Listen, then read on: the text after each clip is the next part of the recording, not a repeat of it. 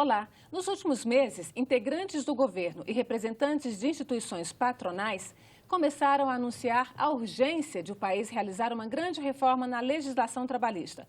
Para eles, as mudanças servirão para ampliar o número de postos de trabalho. Os críticos da CLT argumentam que a consolidação das leis do trabalho é antiga e não atende mais às necessidades do país atual.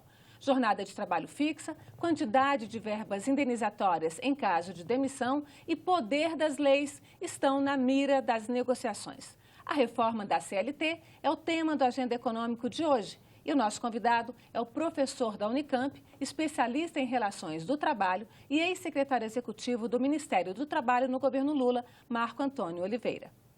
Marco Antônio, bem-vindo ao Agenda Econômica. Eu agradeço a oportunidade de debate. Então, para a gente começar um pouquinho, vamos mostrar, inclusive, ao nosso telespectador, quais são os principais pontos da CLT que já tem projeto para reforma, embora não tenham sido ainda um grande projeto apresentado pelo governo, foram projetos individuais de parlamentares apresentados na Câmara e no Senado. Vamos ver. Em agosto, o ministro do Trabalho, Ronaldo Nogueira, informou que o Ministério está preparando um projeto que regulamenta a terceirização de mão de obra, que ele chama de contrato de serviço especializado. Mas a terceirização total já está prevista também no projeto de lei número 30 de 2015, aprovado na Câmara dos Deputados e que está tramitando no Senado. A supremacia dos acordos coletivos celebrados entre sindicatos patronais e de trabalhadores sobre as leis trabalhistas está prevista no PL 4193 de 2012, em tramitação na Câmara dos Deputados. E o projeto de lei 427 de 2015 permite a negociação individual de litígios entre patrões e empregados sem a participação dos sindicatos dos trabalhadores. Bom, a CLT não é uma coisa estanque que esteja hoje do mesmo jeito que foi apresentada, que foi construída há 73 anos. Vários projetos foram apresentados, como esses que estão aqui na casa. Marco Antônio, como é que você podia falar um pouquinho, então, desse histórico, você que é especialista em relações de trabalho, desse histórico, contextualizar um pouquinho o surgimento da CLT há 73 anos e a importância dela hoje? Antônia Márcia, eu acho extremamente importante recuperar um pouco da história da CLT. Como o próprio nome já disse, se trata de uma consolidação das leis do trabalho. Ao contrário de outros países em que há um código do trabalho e até mesmo um código de processo de trabalho, no Brasil se optou, na década de 40, por consolidar a legislação pré-existente. Então, o que se consolida a partir de 43 já é fruto de um esforço legislativo e de grandes disputas entre trabalhadores e empresários desde a Primeira República. E também, a partir de 43 para frente, ao longo desses mais de 70 anos, essa legislação vem sendo reformada. Então, se é verdade que ela remonta à década de 40, é verdade também que ela expressa, em larga medida, o grau de disputa, de conflito e de capacidade de interação entre trabalhadores, empregados e o próprio poder público. O problema não está no fato de que ela tem mais de 70 anos. O problema reside na natureza dessa legislação. Ela é uma legislação extensa, muito detalhada, que recobre todos os aspectos, quase todos os aspectos das relações de trabalho, mas cuja ênfase recai sobre o direito individual do trabalho, ou seja, a proteção individual do trabalhador dentro de um conceito tradicional de hipossuficiência do trabalhador, ou seja, ele precisa ser protegido por uma legislação extensa. Já que ele está em face de um empresário que tem já de cara o poder econômico. Isso, quer dizer, seria a contrapartida. Ao mesmo tempo, essa legislação limita bastante o poder de contratação dos sindicatos.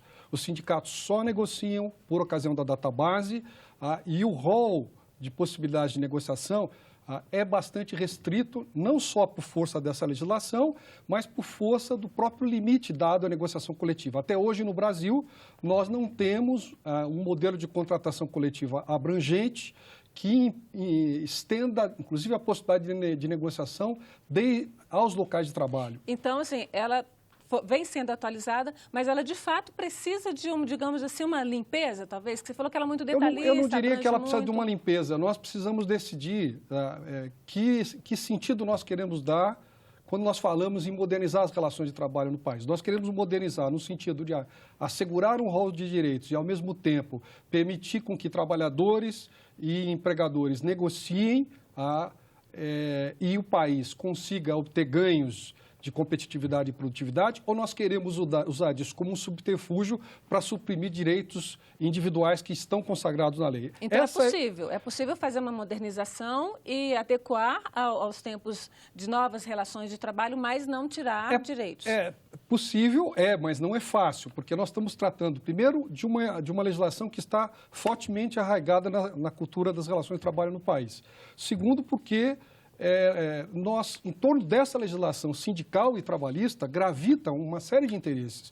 Não só trabalhadores e empresários têm interesses, no sentido de definir as condições da contratação das relações de trabalho, mas há todo um conjunto de instituições que também gravitam em torno disso. Os sindicatos de trabalhadores e empregadores que têm interesses próprios, há toda uma burocracia sindical que tem interesses expressos nessa legislação, a Justiça do Trabalho, que é uma justiça altamente especializada e que tem o poder de interpretar, de formar jurisprudência e de dirimir conflitos, sobretudo na esfera dos interesses individuais do trabalho, e, portanto, tem um grande poder de arbitrar as relações de trabalho, o Ministério Público do Trabalho, que é um ministério também especializado. Portanto, quando nós falamos em reforma, nós nos deparamos com um rol de interesses que são, em larga medida, muitas vezes conflitantes, o que requer, portanto, um grande poder de negociação e uma força de impulsionar esse debate no legislativo. Então, projetos individuais, você acha que não prosperam ou podem até prosperar, mas muito pontualmente?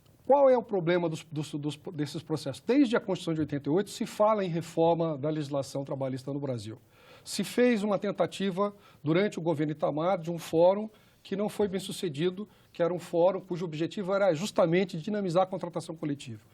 Ao longo do governo FHC, houve um conjunto de medidas pontuais, como o contrato por prazo determinado, o layoff, a suspensão temporária do contrato de trabalho, uma série de medidas tópicas, cujo propósito era dar conta de um cenário de desemprego, mas que vinham na linha da flexibilização.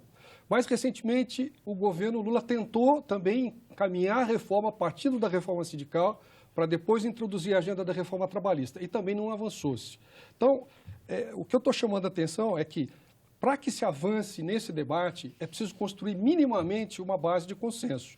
E eu não creio que esse consenso será construído com uma formulação sigela do tipo negociado sobre a lei. Tem que ser algo bem mais detalhado.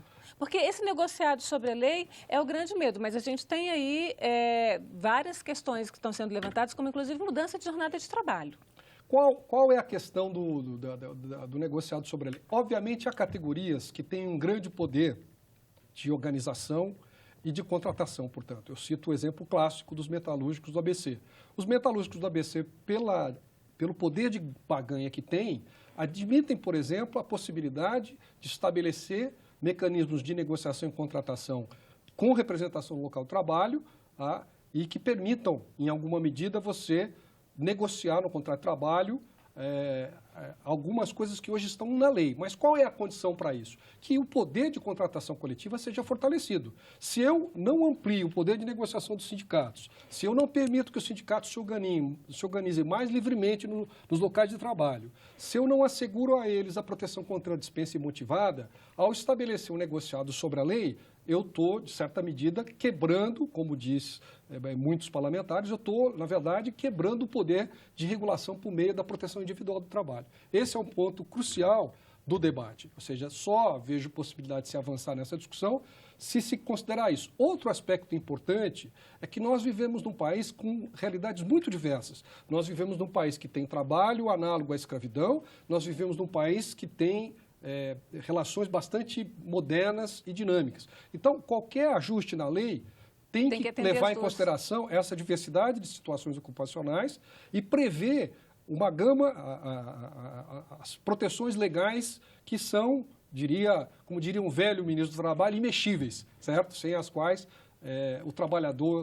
diante das quais o trabalhador tem assegurado seus direitos. Então, precisa de um amplo debate, porque você falou aí de governo Fernando Henrique, foi no governo Fernando Henrique que se criou a figura da pessoa jurídica, né? Que era uma figura lateral aí, na verdade não é nem lateral, é totalmente fora, né, da CLT. E ela serviu, na verdade, para uma contratação de empregados fixos, que não é o objetivo dela, mas pessoas com salários mais altos, elas são demitidas como seletistas e passam a ser empresas, mas empresas de uma pessoa só trabalhando para uma empresa só.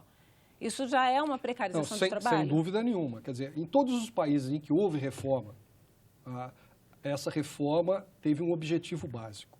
O objetivo básico é, em alguma medida, reduzir o custo do trabalho, elevar os ganhos de produtividade das empresas e tornar as relações mais flexíveis no sentido de ajustar os contratos de trabalho às novas modalidades de relações trabalhistas. Então, nós não podemos tergiversar sobre esses pontos sob pena de o debate não avançar.